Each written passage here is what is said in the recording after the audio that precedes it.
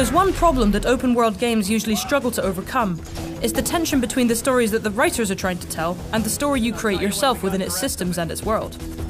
What makes Grand Theft Auto V such an outstanding achievement is that it accommodates both masterfully, allowing neither to undermine the other. It gives you tremendous freedom to explore an extraordinarily well-realised world and tells a story that's gripping, thrilling, and darkly comic. In nearly every way, it is a leap forward in sophistication for the series. He sits on his ass all day, smoking dope and jerking off while he plays that f***ing game.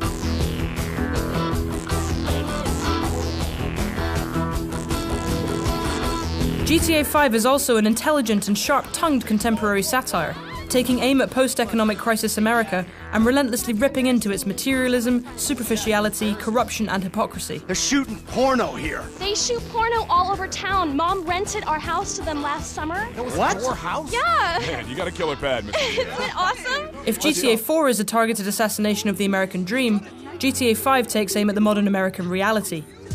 It rips into the millennial generation, celebrities, the far right, the far left, the middle class, the media.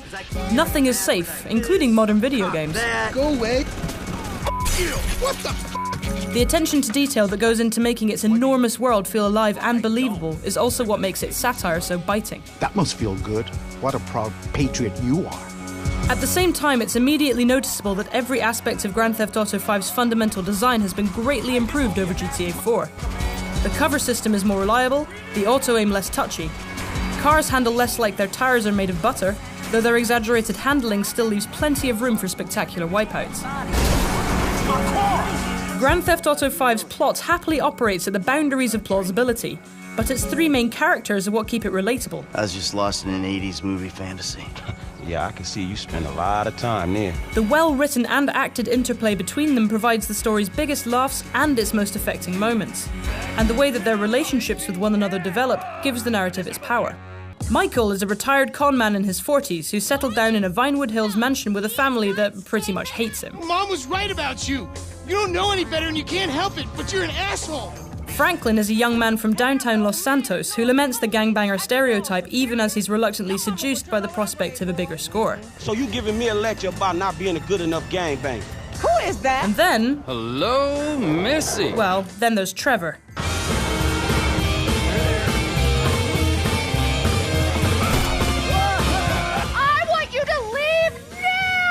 Look, this is all I've got, all right? I had a tough upbringing. My daddy was not nice to me. Oh, hey there, Trevor. Trevor feels like a bit of a get-out-of-jail-free card for Rockstar, providing an outlet for all the preposterous antics and murderous behaviour. I found his violent insanity a little overblown and tiresome at first, but then his over-the-top missions become some of Grand Theft Auto V's highlights. Importantly, switching between the characters is a brilliant way of accommodating both serious storytelling and wanton mayhem. That alleviates some of the narrative inconsistency that troubled Grand Theft Auto 4. It's effective. Even off mission, I found myself acting like a midlife crisis guy with anger issues as Michael, a thrill seeker as Franklin, and a maniac as Trevor. Each also has a special ability, like Franklin's slow-motion driving, which gives them a unique touch. If Grand Theft Auto 4's Liberty City felt like a living city, San Andreas feels like a living world, and it contains a bewildering multiplicity of things to do. The missions are an able guide to both San Andreas' locations and its activities, touring you around the map and whetting your appetite for independent exploration. It pushes the Xbox 360 and PlayStation 3 further than it has any right to, and it looks incredible. The biggest jump in quality since Grand Theft Auto 4 is the character animation, but the world is also much more detailed and populous. San Andreas' extraordinary sense of place is heightened by the fact that so much of it isn't on the map. There's such a lot going on that it's easy to find things organically, without the need to spend your life following a mission marker. I once stole a passenger jet from the airport for the hell of it, then parachuted onto the top of the tallest building in Los Santos. I bought an expensive mountain bike and cycled around in the hills enjoying the view. The music selection is also typically excellent, leading to many of those serendipitous moments where you're driving along and the perfect song comes on the radio. These little moments can be captured on your phone camera, which, brilliantly, can also take selfies. The price we pay for all of this is occasional frame rate dips and texture pop-in, which I found became more prominent the longer I played, but never significantly detracted from my experience.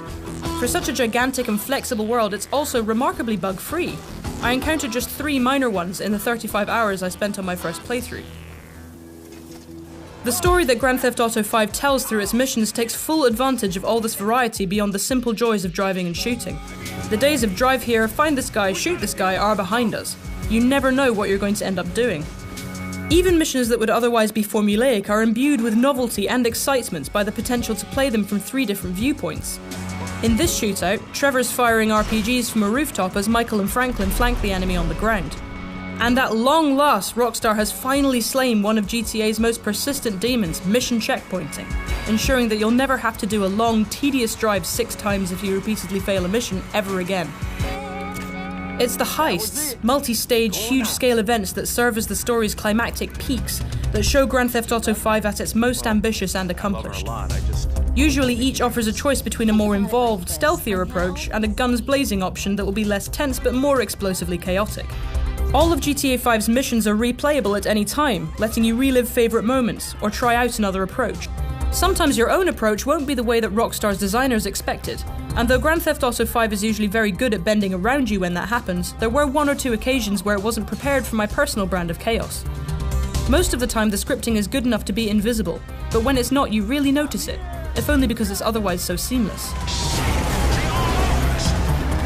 It's worth mentioning that when it comes to sex, drugs, and violence, GTA 5 pushes boundaries much further than ever before. You shitting me? No. If the morality police were worried about hot coffee, there's a lot here that will provoke moral hysteria. Hey, Trevor, are we still gonna cook that batch? Yeah! It's deliciously subversive and firmly tongue-in-cheek. But once or twice it pushes the boundaries of taste, too. There's one particular scene, a torture scene in which you have no choice but to participate, that I found so troubling I had difficulty playing it. Even couched in obvious criticism of the US government's recourse to torture post 9/11, it's a shocking moment that will attract justified controversy. Some other stuff, like the ever-present prostitution and extensive strip club minigames, feel like it's just there because it can be, rather than because it has anything to say. But there's nothing in San Andreas that doesn't serve Rockstar's purpose in creating an exaggerated projection of America that's suffused with crime, violence, and sleaze. Grand Theft Auto 5 is not only a preposterously enjoyable video game, but also an intelligent, wickedly comic, and bitingly relevant commentary on contemporary America. It represents a refinement of everything that GTA 4 brought to the table 5 years ago.